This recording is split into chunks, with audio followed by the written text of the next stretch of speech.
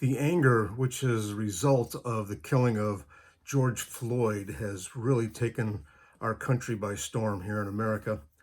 And it has produced strife. And strife, of course, is disagreement over fundamental issues and its conflict.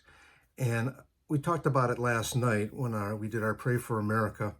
But I want to talk a little bit more about that today in your morning cup of inspiration.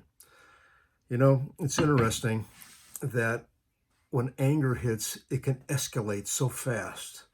Not only there with people that are in the streets, but at home watching it. In my own life, which I mentioned yesterday, I got angry. I was angry by what was going on. And the first night I didn't sleep. I was tossing all night and it was rolling around in my head. I didn't let it go. And of course, the next night it got worse when you saw what was going on, and not just protests. Protests are fine when they're peaceful, and we have a right in this country to do that. But it's when it became violent and when it became destructive, and that wasn't a protest at that point. That was a riot, and the anger built up in me even more. And I had to say, okay, I got to go to the Bible. I got to see what God says about this. And I mentioned before too, in Proverbs 30:33, for as churning the milk produces butter, and a twisting the nose produces blood, so stirring up anger produces strife. And it's the truth. Not only for myself just being at home, but for people that are out there in the streets, it produced strife. These people that came in produced more problems than what people were trying to get a point across. They weren't getting their point across because all of a sudden, instead of a protest and what can we do about this, it turned into a riot and destruction.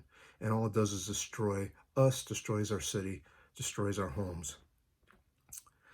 Over in the Bible, in Romans 8:7, the Bible says, the mind governed by the flesh is hostile to God.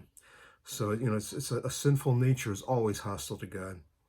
It does not submit to God's law, nor can it do so. It doesn't obey God's laws and never will. That's what it tells us in Romans 8:7. The mind that's governed by the flesh is hostile to God. And then over in Ephesians 4:26-27, if you are angry, don't sin by nursing your grudge. Don't let the sun go down with you still angry. Get over it quickly, for when you are angry, you give a mighty foothold to the devil. And when I read that one, it's like, okay, I have to let this go. I have to turn it over to the Lord. I have to pray and say, God, you take this. You take this. I mean, you can carry the load on this. Obviously, I can't because I'm fragile in that area. I wanted to get angry and stay angry, and you can't do that. You have to forgive. You have to look past it and say, Lord, take over. There's a lot going on here that I don't understand, but you do. And I wasn't going to be fearful by it. I was just angry. But I know a lot of people that became fearful. In Isaiah 41:13, I just tell them, for I am the Lord your God. That's what God told us. I am the Lord your God who takes hold of your right hand and says to you, do not fear. I will help you. God is there for us. He will help us through this time. We need to turn it over to him. Let it go. Let it go from ourselves. Get the angst and the anger off from ourselves and turn it over to God. And he will take care of this in his time. But we got to keep it in prayer. We got to keep our leaders in prayer. And we have to pray for the healing of our nation. God bless you all. I look forward to seeing you again for another Morning Cup of Inspiration. Have a wonderful day.